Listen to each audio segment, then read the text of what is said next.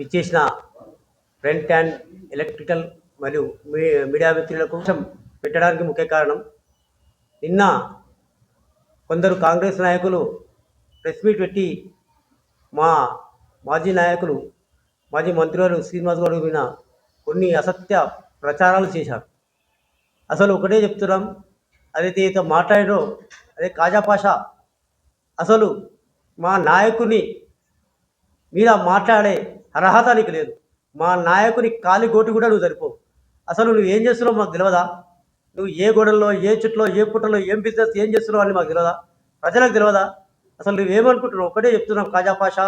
గతంలో కూడా మా నాయకులు మాజీ మంత్రులు శ్రీనివాస్ గౌడ్ మీద నువ్వు చాలా మాట్లాడినావు. అసలు ఇంకోసారి ఇలా మాట్లాడితే ఈ కాళ్ళకడవు ఇలా ఆడుతావు. గతంలో మా శ్రీనివాస్ గారు అధికారం ఉన్నప్పుడు సిననాజయ్ పక్కనే దొబ్బుతుండే వాడు వస్తే పక్క జరిగి పక్కనే వాడాలి ఫోటోలు పోజిస్తుండే. అట్లాంటి నీవు మా మంత్రివారి మీద ఇలా మాట్లాడతావా?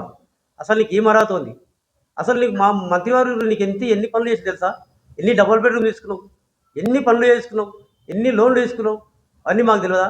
అసలు ఆ తీసుకున్నవి కూడా ఏం చేస్తున్నావో మాకు అన్ని చిట్టా పుట్టా ఉంది. నువ్వు ఎవరెవరికి ఏం చేసినావు, ఎవరెవరికి ఎంత ఇచ్చి అమ్ముకున్నావు అన్నీ మా దగ్గర ఉన్నాయి.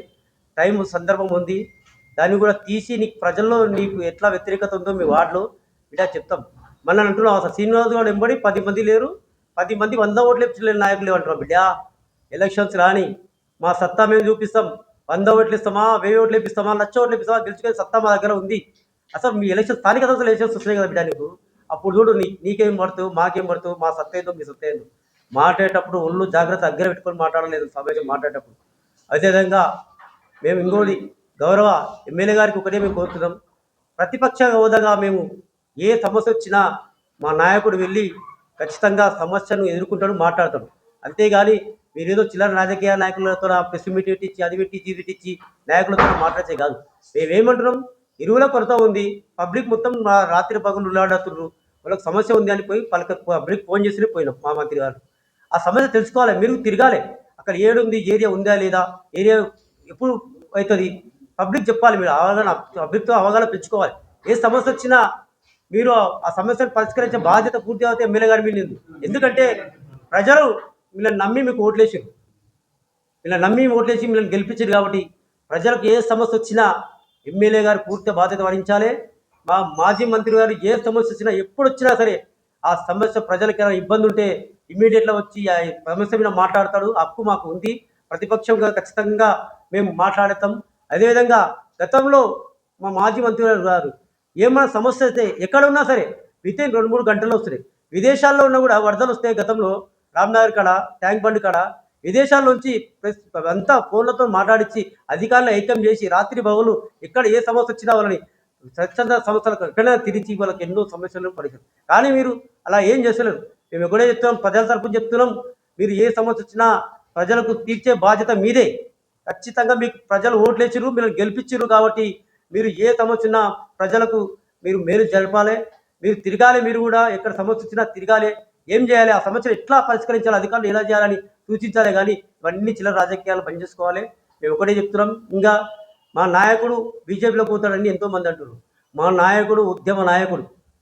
కేసీఆర్ ఎన్నంటుండి ఉద్యమంలో తన ఉద్యోగానికి రాజీనామా చేసి 20 సంవత్సరాలు 14 సంవత్సరాలుగా రాజకీయ పోరాటంలో కేసీఆర్ కండదండగా నిలిచిన మా నాయకుడు ఎక్కడ ఓడు తన కంఠంలో ప్రాణం ఉన్నంత వరకు మన కేసీఆర్ ఎంపడే ఉంటాడు, బీఆర్ఎస్ పార్టీలో ఉంటాడు. కాబట్టి చెబుతున్నాం, మీరు ఇలాంటి ఇంకోసారి రిపీట్ అయితే కూడా బాగుండదు.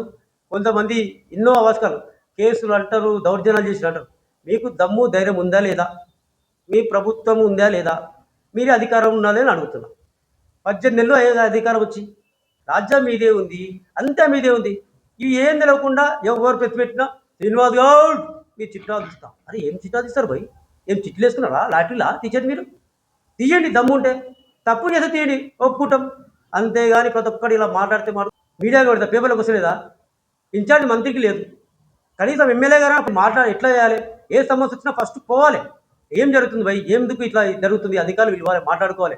ఉందా లేదా? ఏ సమస్య వచ్చినా ఇప్పుడు అక్కడ రేపైనా చెప్పాలి ప్రజలకు, అయ్యా ఇది ఉంది, ఈరోజు ఇది దొరుకుతుంది, ఇది దొరకదు, రేపు వస్తుంది, ఇలా చెప్పుకోవాలి. సమస్యలు పరిష్కారం గతంలో మేము ఎట్లా చేసాం, మా నాయకుడు ఏదో పరిపాలన చేసాడు తెలియదా? ఏ సమస్య వచ్చినా ప్రజల గుండెలోనూ ప్రజలు ఎంబడి ఉన్నాడు. ఇలాంటివి రిపీట్ కాకుండా మరొకసారి కూడా చెప్తున్నాం. మేము ఒకటే అసలు నీకు ఎట్లున్నాయి ఓట్లు, నీ కథ ఏందో, నీ సంకారం ఏందో, నీదేదో మొత్తం బయట తీస్తాం బిడ్డ. మంచి చెప్తున్నాం, మంచిగా ఉండు. ఇంకోసారి ఇలాంటి వ్యతిరేకత రిపీట్ అయిందనుకో, నువ్వు తగిన శాస్త్రం అనుభవించగలరు చెప్తున్నాం.